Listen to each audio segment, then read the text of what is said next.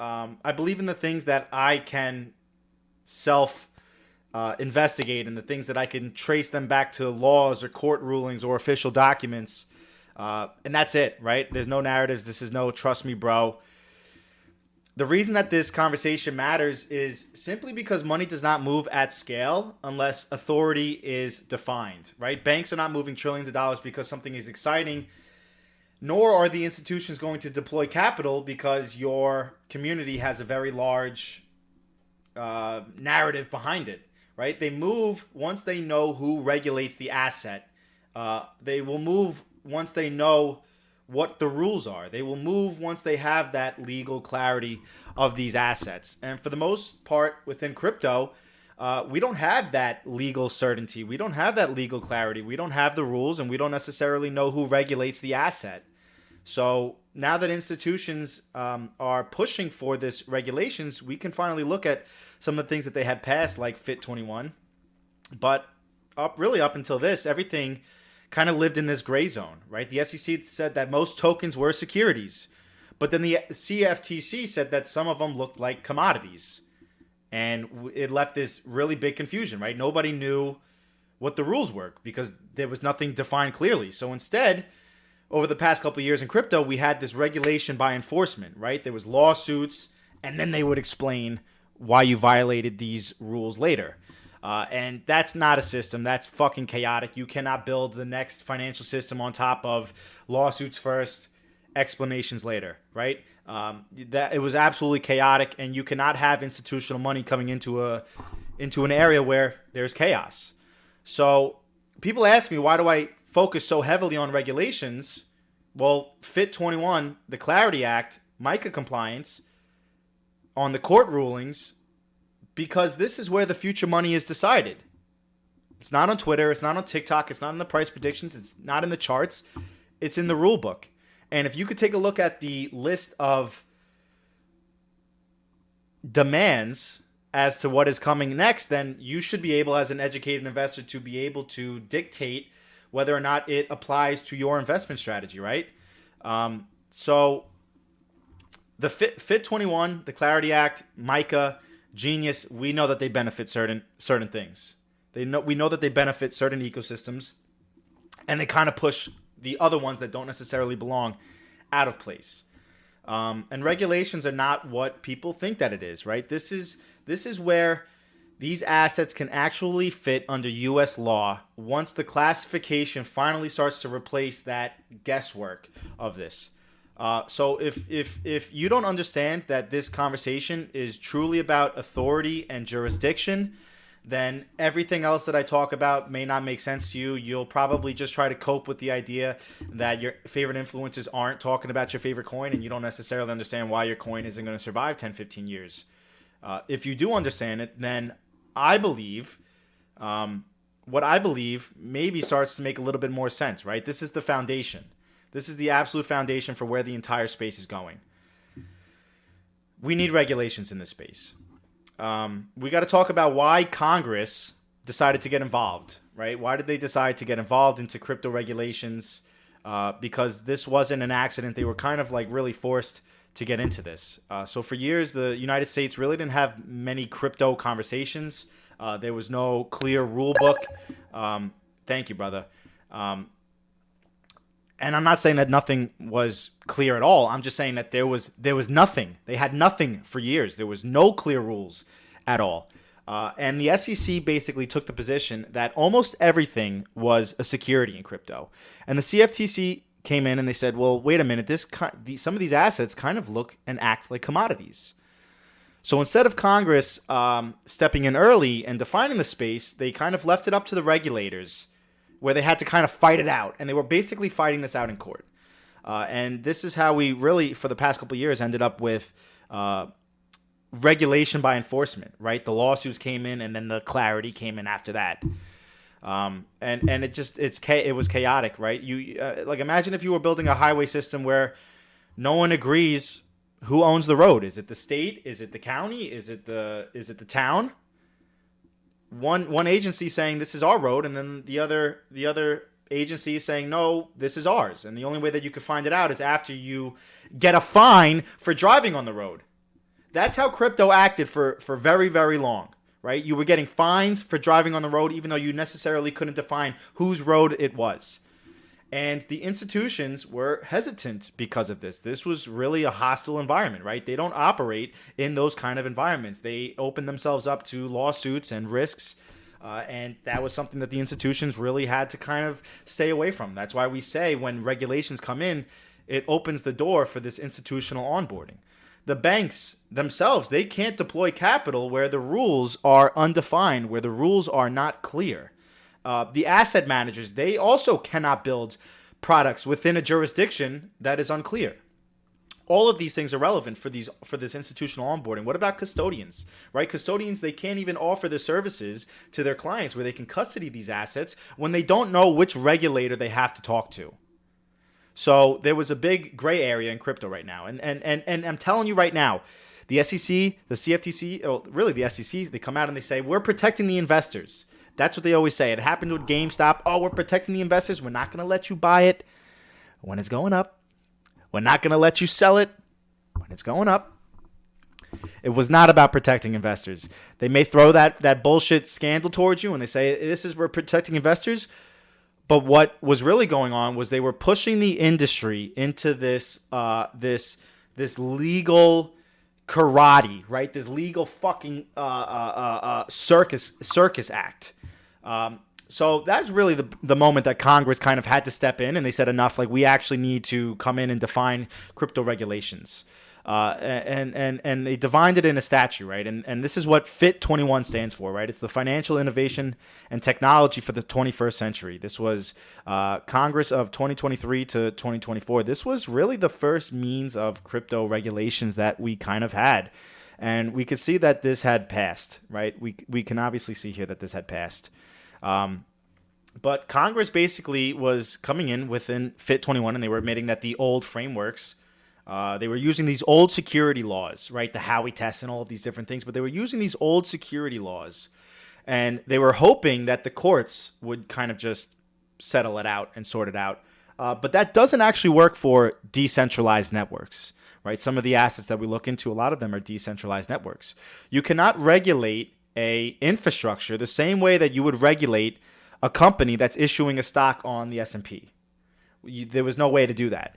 So FIT, FIT 21 wasn't coming in to favor Bitcoin or favor Ethereum or XRP or coming in to favor any specific asset, right? It was written because there was a lack of clarity, which became a really big problem for the regulators and then the networks themselves, right? It became a very hostile environment. And the U.S. was falling behind in terms of regulation, right? You have all these other countries all over the world. They're coming out with these crypto regulations.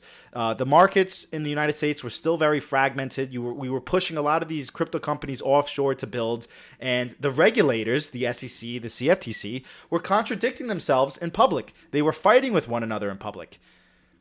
And Congress came in and they started throwing punches, right? They didn't just come in and it really didn't come in lightly, but they did it because the system underneath itself was really kind of collapsing, right? FIT 21 is not, it wasn't like a crypto, it wasn't really like a crypto bill. It was kind of the course correction for the regulators.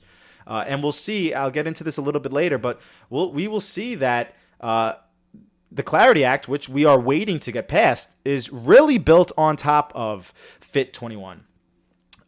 Congress is basically saying in FIT 21 that we're going to decide which regulators has authority and which and we're going to base it on how these networks actually work.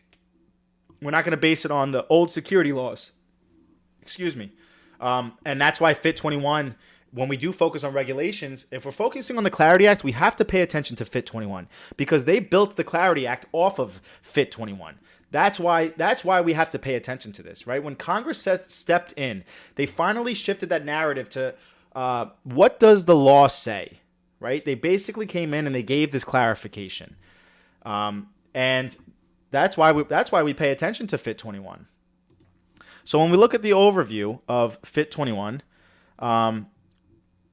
it says it would classify a digital asset as a commodity regulated by the CFTC if the blockchain on which it runs is certified as decentralized, okay? The bill would define a decentralized system as, among other things, in which no one person or entity has unilateral authority to control the operation or access to the blockchain, right? So this is the actual receipt, right? This is where we finally get that confirmation of what are they defining decentralization and what assets are going to benefit from being classified as a digital commodity. Remember, if it is classified as a digital commodity, the CFTC is the one who has jurisdiction and authority over. But yeah, basically up until now, they didn't have this framing, right? It was basically kind of just opinion. There was no context. So we're going to build off of this sentence because everything else really in terms of regulations is defined and built off of this entire overview. Right? They're going to classify certain assets as a digital commodity that's regulated by the CFTC if the blockchain is decentralized. The bill would define its decentralized systems in which no one party or person or entity has unilateral authority to control the operation or access to the blockchain. So when they finally introduced FIT21, they didn't necessarily just come out and publish the bill. The Congressional Research Services, I believe that stands for Congressional Research CRS. I believe it's Congressional Research. I believe it's Congressional Research Services. But they basically came out and they released this summary, and they were kind of just basically defining the FIT21, and they were doing it in plain English, kind of just for the lawmakers. Because they had to explain what the law does, right? What does FIT21 do?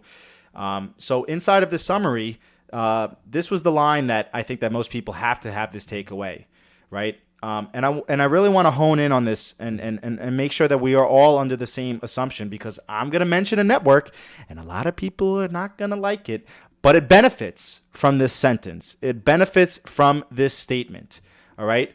I want you to notice that Congress did not say if the asset is marketed a certain way, then it's a digital commodity.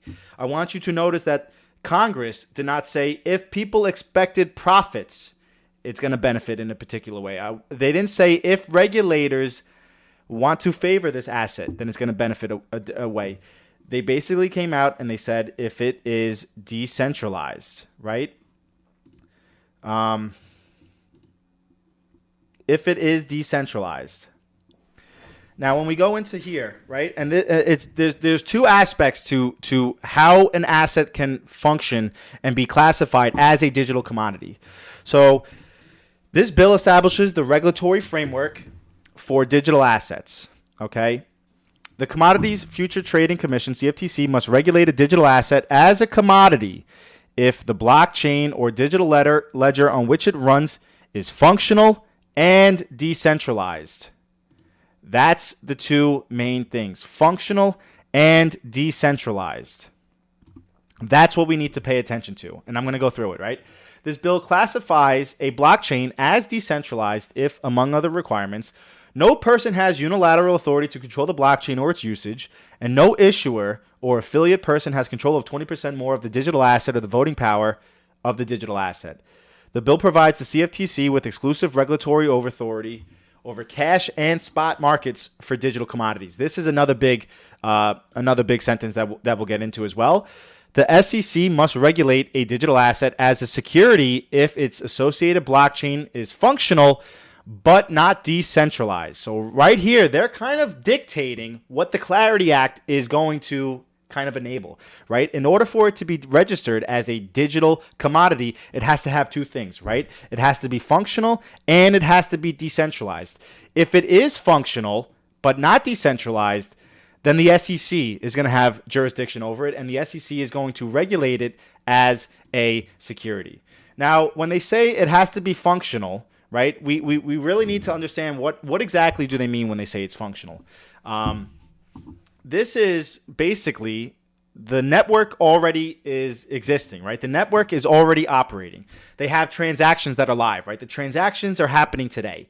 The system is not depending on future deployments in order for it to exist. It has to be functioning today. That's what they mean when they say the ledger has to be functional. Okay, it has to be running right now, not in testnet. No, it has to be live right now. Yes, that is a lot of projects. And decentralized, and this is probably where it gets a lot of them, right? Decentralization means that the system does not have to rely on a single entity or an issuer that there are in order for it to continue to go for its operations, right? There is no manager that the asset or the network has to depend on, or company. The asset has to depend on a company in order to continue to operate, right? That's what decentralization means, okay? And when we take a look at like previous security laws, a lot of them existed to protect the buyer, protect the consumer, but it also was there to regulate the issuer and the promises of the issuer, right? That's why you see the SEC so heavily involved with stocks, because whenever a stock literally represents ownership in a company, okay? Bonds can also represent the obligations of debt, right? You're buying into debt. And a lot of those contracts, they come together and there is an assumption that there is a central party, an authoritative party that is making commitments to its investors. It's making a promise to its investors, okay? But commodities don't work that way, right? Gold is not promising anything to anybody. Oil is not promising anything to anyone. The FX markets, there is no management team that's running the FX markets, right? So when Congress uses the word functional and decentralized, they're deliberately separating and dividing infrastructure from an investment contract, right? This is what they're doing in their terms. Congress is basically coming out and they're acknowledging that they're aware that some digital assets are closer to market infrastructure than equity in a company. Okay? Those are the two things that we need to pay attention to.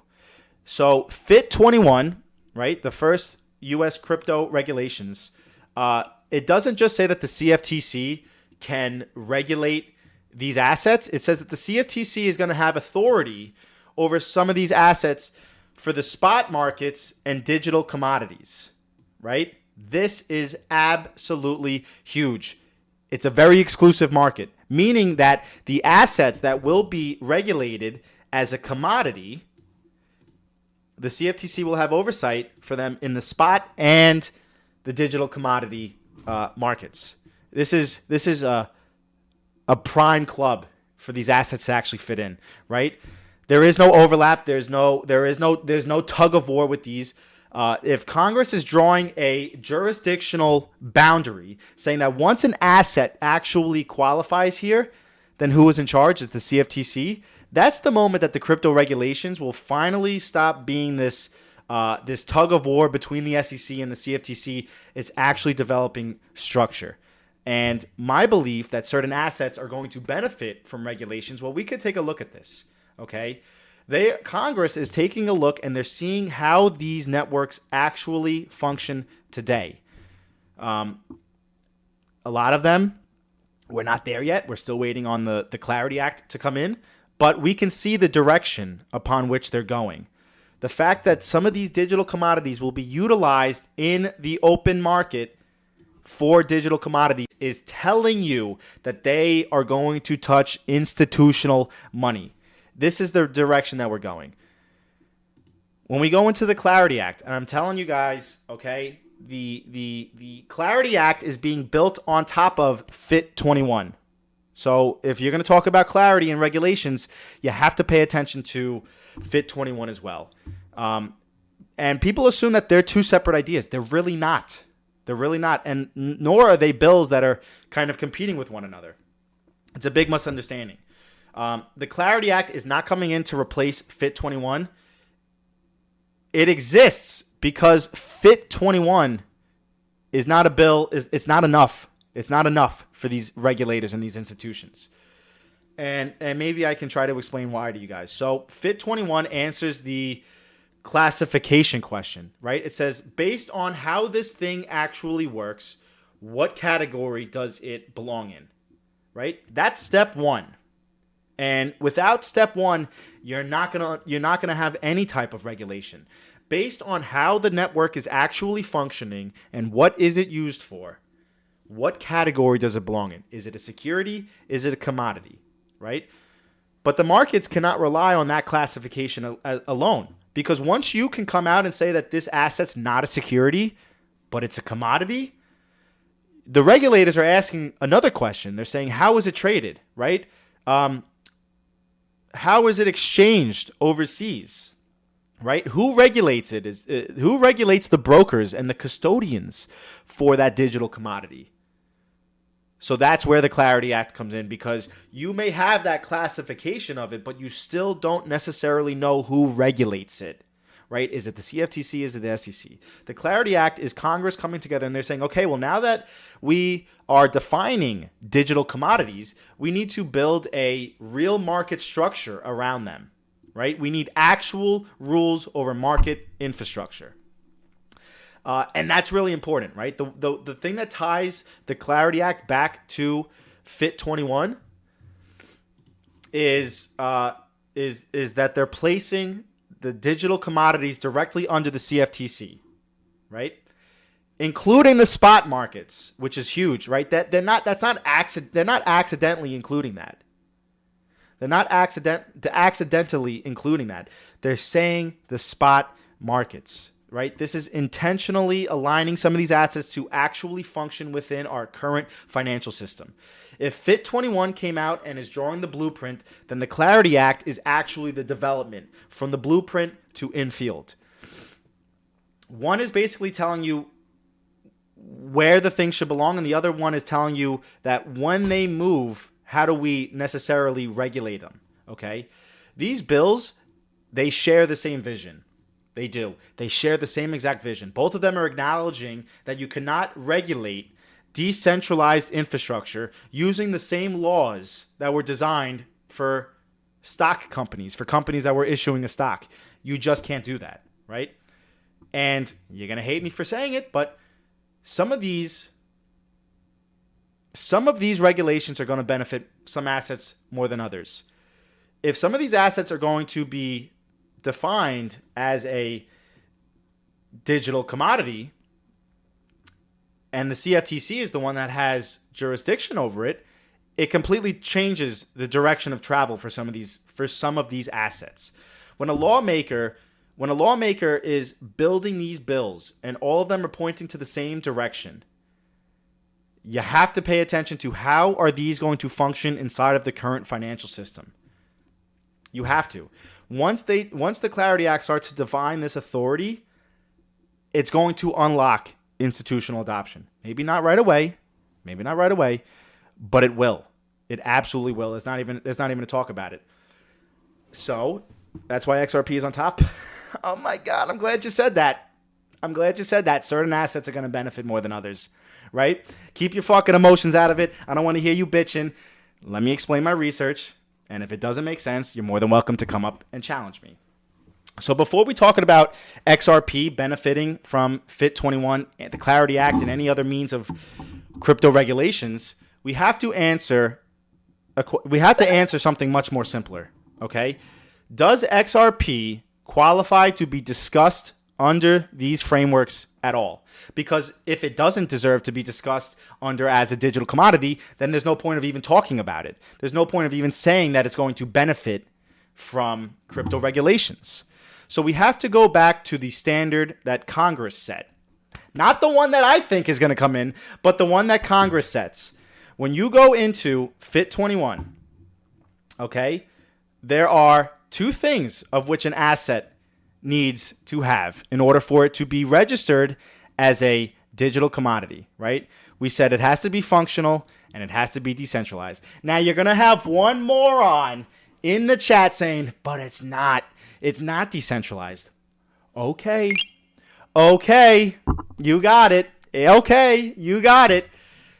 Fit 21 comes out and they're basically saying two things. Is the network functional and is it decentralized enough to operate without an ongoing promise from an issuer, from a company? That's it. Those are the two things upon which an asset has to be deemed a digital commodity, therefore having the CFTC going through. So those are the two things, right? Is it functional? Is it decentralized? So let's go ahead and look at XRP through the two lenses, right? The XRP ledger is live, right? It's not in beta, it's live. It's processing transactions every single day. So we know that it's functional.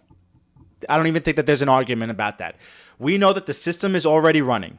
I don't think that there is even something I need to explain to that. Now let's talk about the decentralization, and I think that this is where the morons will start to build. I think the morons will actually start to come in. Decentralization does not mean that no company ever touched it, or that no company is there for the benefit to the asset or to the group. That's a myth. That's some shit that the morons made up on the internet. Okay? What decentralization actually means in the law means that does the network rely on a single entity, on the single entity's ongoing efforts to continue functioning? Meaning, if Ripple as a company went away, would the XRP ledger also go away? That's what that means. Does the XRP ledger depend on Ripple, right? The promises of Ripple in order to keep that network actually going. And I think that this is where a lot of people are going to confuse Ripple, the company, with XRP, the asset, right? Ripple can succeed or fail as a business. The XRP ledger does not stop if Ripple disappears tomorrow. If Ripple as a company disappears tomorrow, the XRP ledger does not stop processing transactions. The validators will continue, the transactions will continue, the ledger will continue. This is not philosophical, but this is the structural infrastructure of how this thing was designed. Okay, so that's why Congress avoided confusing language, and they stuck to a very clear language. They're not asking who built it. They're asking whether the system depends on somebody or a company to continue to perform. Okay, don't sit there and say that XRP or the XRP ledger is centralized. It's not. It's just simply not. If Ripple, the company, went away, the XRP ledger will continue to process transactions. That's the same logic that we use for commodities, right? Gold doesn't care who discovers it, who's digging it up. Oil doesn't care what company drills for it.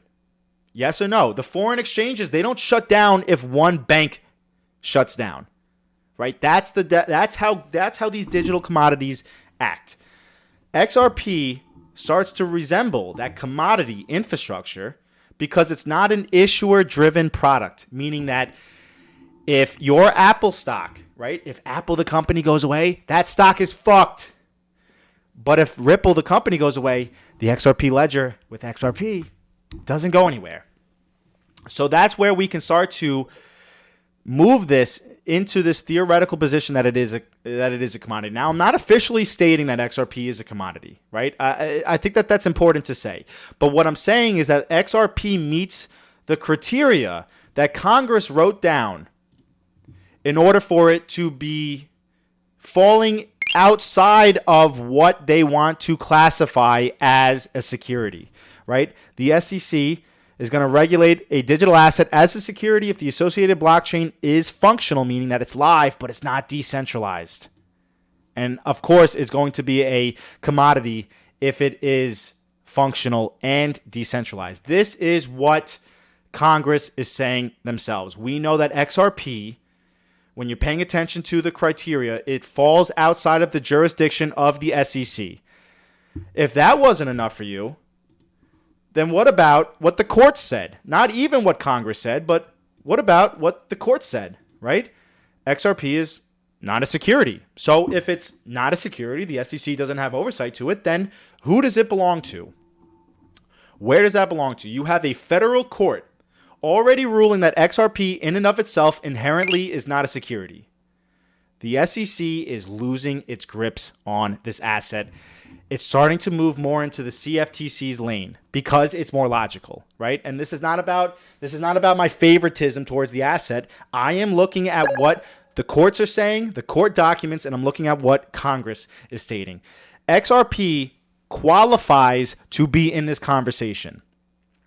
And there's a lot of other assets that are going to benefit from those two regulatory bodies. But this is the only one that we have this clear legal regulatory framework on, right? We know it's not a security. That we know. So we have to start talking about jurisdiction, right? We have to talk a little bit more about jurisdiction. If it's a security, the SEC has it. If it's a commodity, then the CFTC has it. But up until the SEC actually sued Ripple, okay, the way that they were approaching it was the SEC, the way that the SEC had approached it was, if we say it's a security, then it's a security. We get jurisdiction over it. And it worked. That worked. They bullied the crypto space for years. And it worked because nobody actually challenged it all the way through, but Ripple did. And it was huge. It was huge. The federal court was forced to answer a very uncomfortable question, and the regulators avoided it for years. Is a digital asset itself a security, or can it exist separately from how it's sold? We know that early institutional sales of XRP was classified as a security. They had broke a securities contract. They paid a fine. But this is the important thing that they had forced the court to make a decision on. Is the digital asset itself a security, or can the asset exist separately from the way that it's sold? Right? And the court came together and they were very fucking clear. The court had a ruling. They made a clear distinction between the asset and certain transactions involving the asset. So basically, the court said that some sales can fall under security laws if it was sold in a particular manner. But that does not mean that the thing being sold is automatically a security forever. That was the two really big things that we have. XRP in and of itself is inherently not a security. And this one distinction completely eroded a lot of fear in the market, right? Because if an asset in and of itself is not a security, then the SEC doesn't get this blanket jurisdiction over it just because it exists, just because it's being sold. And a lot of people, XRP benefited from this because it changed the legal starting point for the entire industry. It changed the legal starting point for this industry. Before the ruling, the assumption was XRP is a security unless proven otherwise. And they did it for a lot of other assets. I'm not just saying it just for XRP, but they did it for a lot of other assets. This asset is a security unless proven otherwise.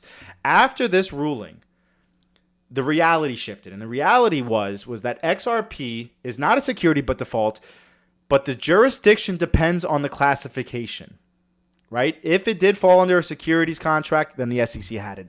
But the way that the asset is utilized doesn't necessarily mean that the SEC has a complete jurisdiction over it.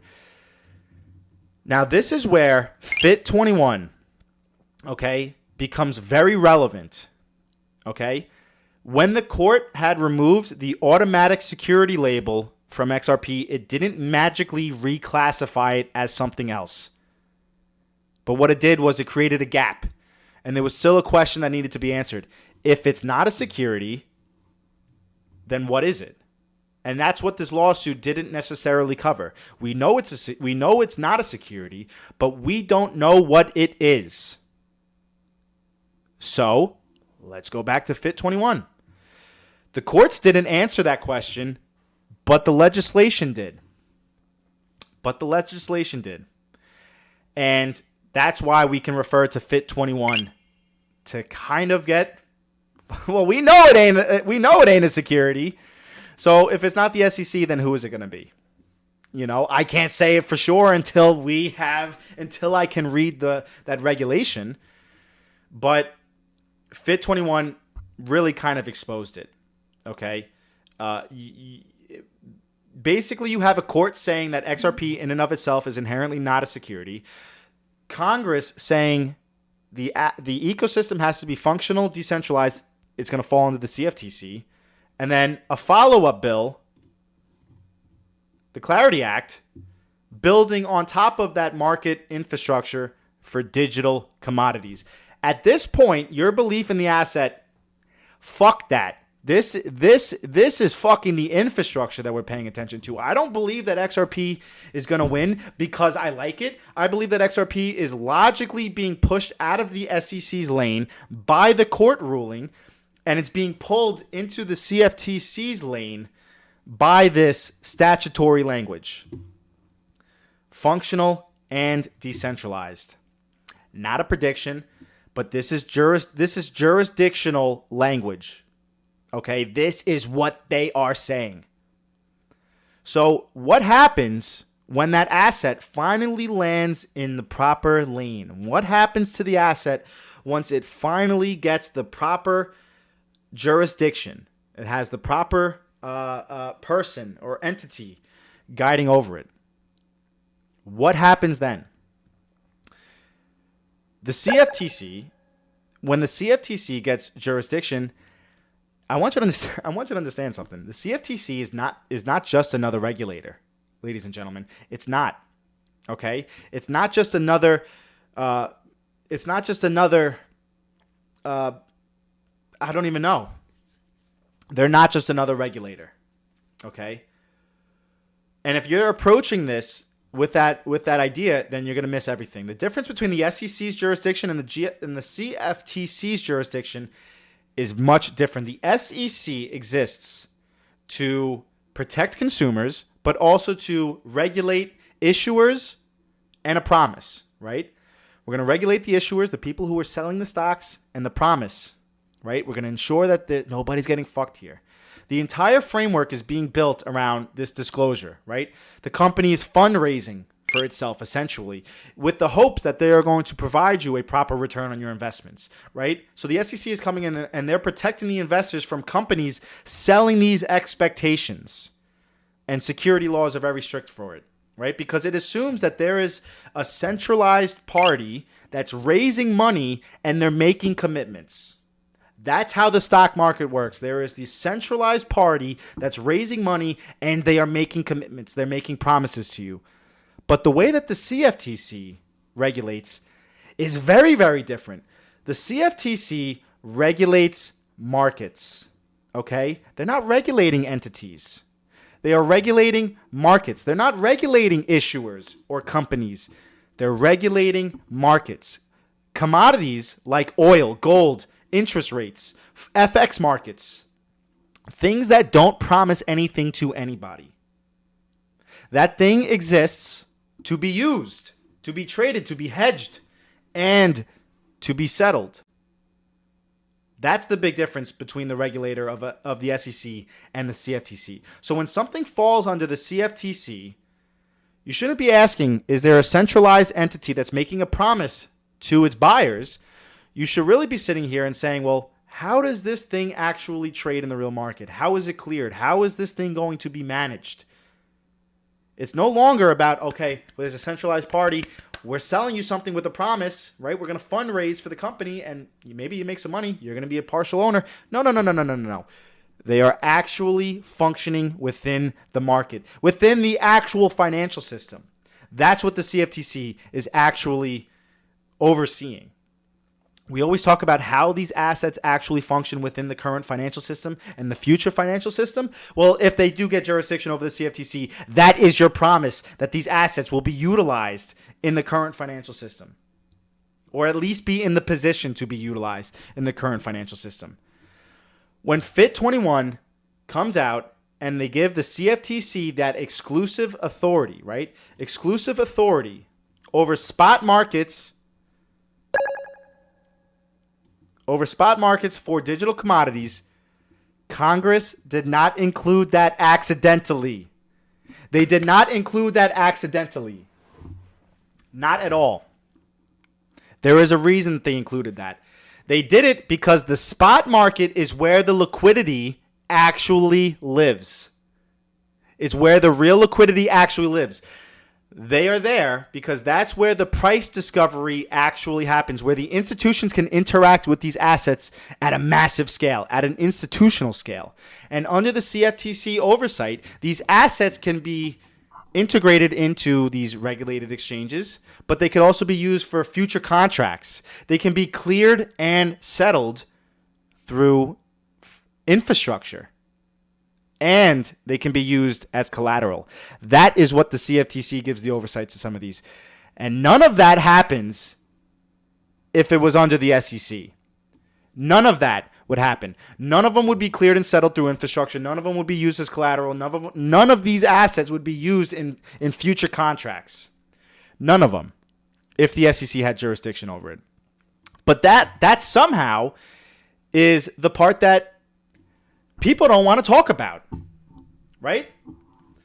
Retail is underestimating what this actually means.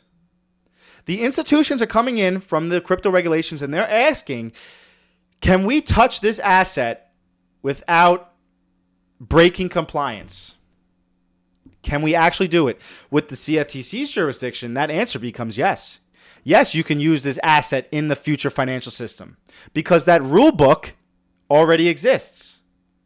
The commodities have been regulated for decades. That plumbing is already there. It's already there, but can it be integrated into that plumbing?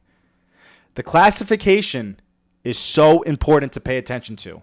You can have the best technology in the world, but if it lives outside of the regulatory compliance, it's not going to be used at scale. It will be treated differently than these other assets. But on the flip side, if the asset is clearly classified as a digital commodity, yes, it could plug into the existing global system of trading, of hedging, of settlement. It can be integrated in with the current financial system. That's what I talk about when I say regulations are going to unlock institutional adoption. I'm not saying that regulations is going to automatically create demand for these assets, but it's allowing the demand to legally show up for some of these assets if they are successful with their endeavors. So when I talk about XRP potentially falling under the CFTC, I'm not talking about it's the CFTC or the SEC who has jurisdiction over it. I'm talking about XRP actually being allowed to exist in the same regulatory environment as other market instruments, where the institutions already know how to interact and how to settle and how to hedge. That's the difference between infrastructure and your speculative dog shit. So if XRP receives the proper classification, then what exactly does that unlock for it, right? Regulatory clarity is going to unlock, I would think, something that the market has yet to see for crypto, right? When I talk about regulatory clarity, it's not a fucking stamp of approval. It's not. Like the government stamps something and then suddenly the price is going to go up. No, that's not how this works at all. Regulatory clarity in and of itself is not going to create demand. But what it can create is unlocked permission, right? Regulatory clarity does not guarantee adoption. Regulatory clarity does not promise a price, $5.89. No. It does something much more. It unlocks permission. And permission in finance is everything. If it doesn't comply with regulations or compliance, then it's going to be outside of the system. You need permission to be utilized and to be adopted. It has to be tested, right? This is the things that we're talking about. Right now, without clear classification, XRP exists in this really fucking gray area, this really strange place, as well as other assets. Yes, the asset is being used. Yes, it's functional. It has liquidity. But large institutions still have to ask, are we allowed to touch this at scale without regulators jumping down our throat? Is there still risk with utilizing this? And if the answer to that isn't crystal clear, then the institutions are hesitant to utilize. Period. They're not risking anything. Because once an asset is classified under the CFTC as a digital commodity, that question changes. They're not asking anymore, do we have risk if we want to use this at scale? The institutions, they're going to know what regulator oversees it. They're going to know what rules apply. If it's a security, then we know what rules apply to securities. If it's a commodity, we know what rules apply to a commodity.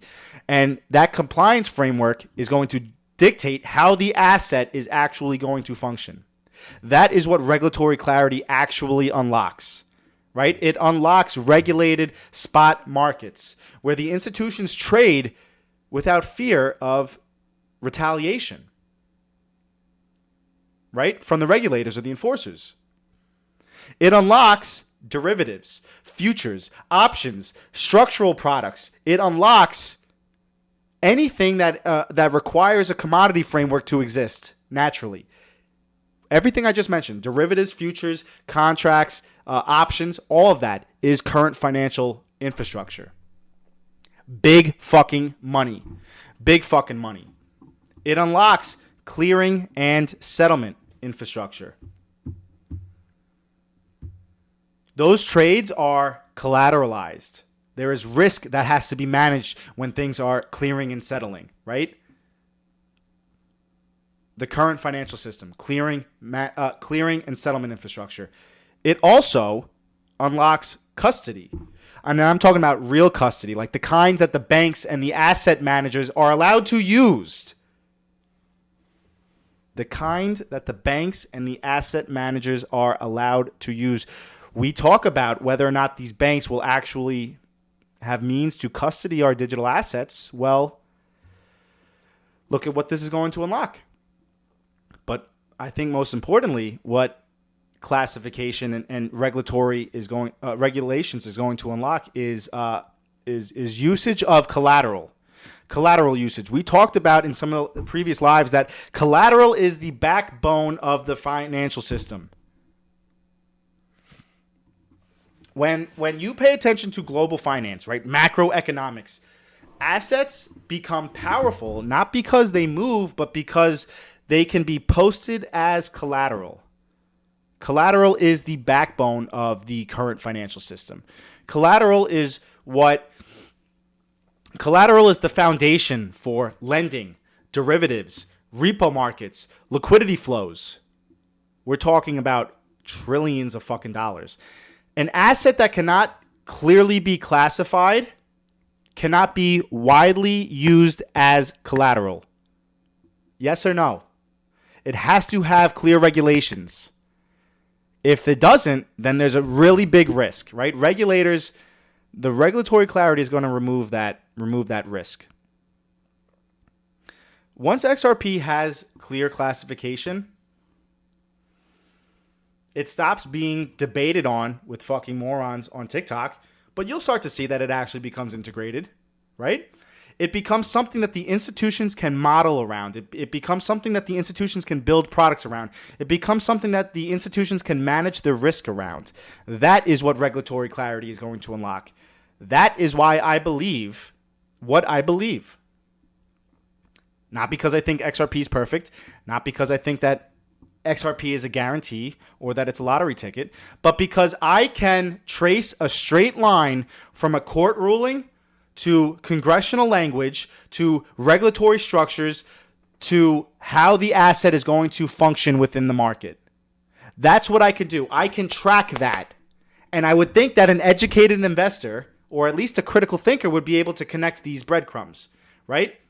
Court rulings, congressional language, regulatory structure, and how the asset is actually functioning within the market. And then that should be able to give you a clear picture of how this asset will actually function within the current financial system. Is it going to operate inside of the gates, or is it going to be pushed outside of the gates? The SEC Ripple case automatically removed that security label. FIT 21 comes in, and it defined where non-security assets belong to. The CFTC. If it's a security, we know it's the SEC. FIT 21 came and they classified where these assets that are not security, well, who does it belong to? It's the CFTC.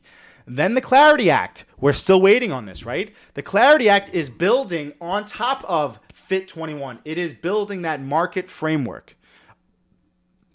Around the definition of how these assets will function, right? Around the definition of a security and around the definition of a digital commodity. And then the CFTC comes in, right? And their jurisdiction is going to unlock real-world financial usage. That is what the CFTC is going to actually onboard. It will be utilized in the current financial system. That's the sequence. A lot of people want to ask me, why do you like XRP, bro? 100 billion coins. If you only saw what I saw with an open mind, then the answer would be pretty fucking simple. I'm not here predicting the future. I'm just reading the rule book as they're writing it. That's all that I'm doing. I'm not predicting the rule. I'm not predicting anything. I'm reading the fucking rule book. And I'm a critical thinker enough to point the two together. I could provide this to you and you could disagree with me. That's fine. It's their language. It's not mine. It's their language. It's not mine. Their language, not mine. That's it.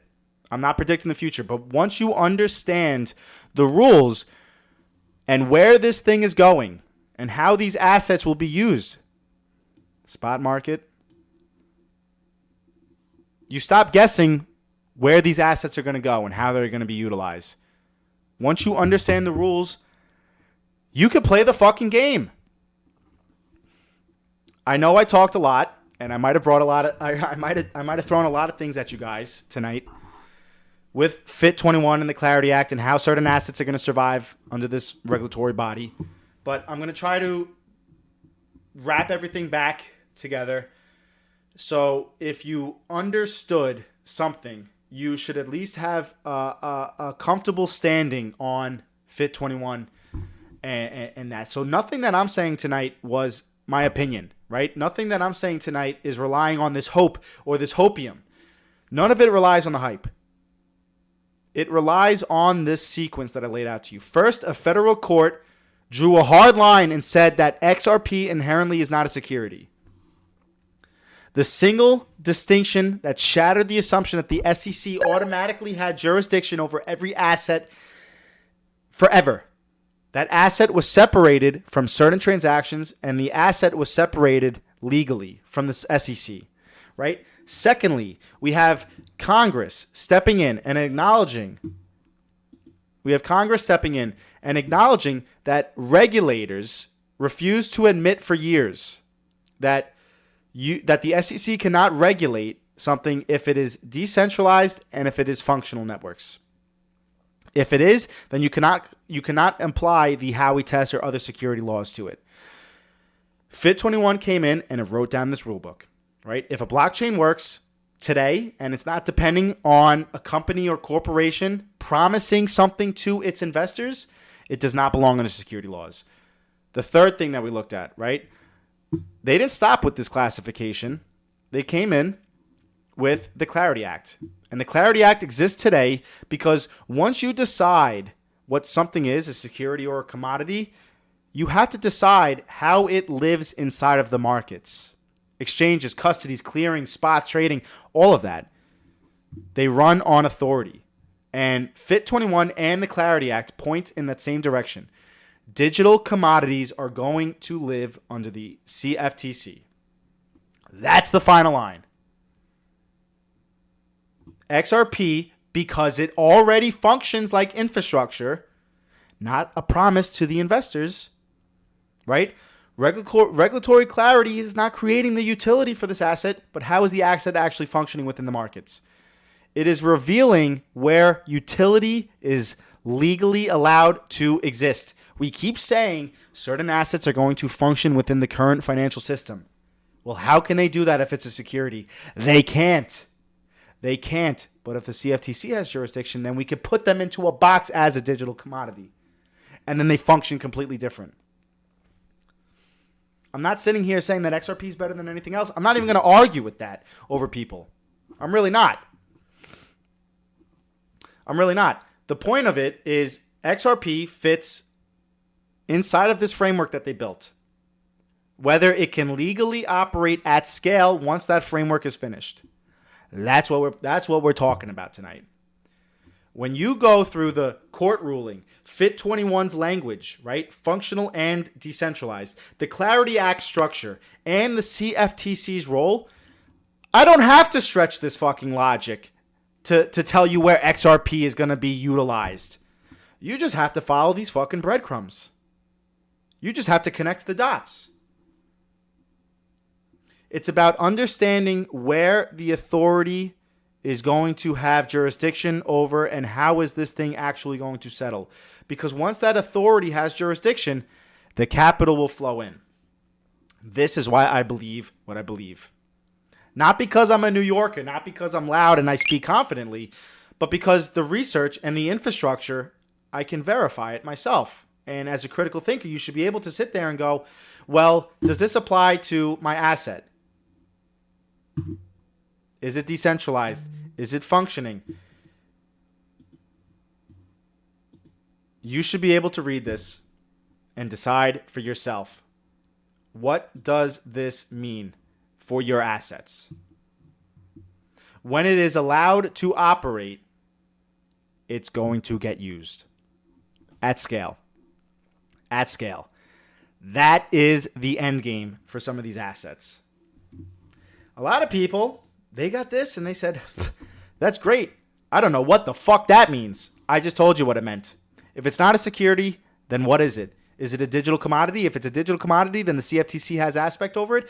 If it is the CFTC, then these assets will be able to do what? Function within spot markets?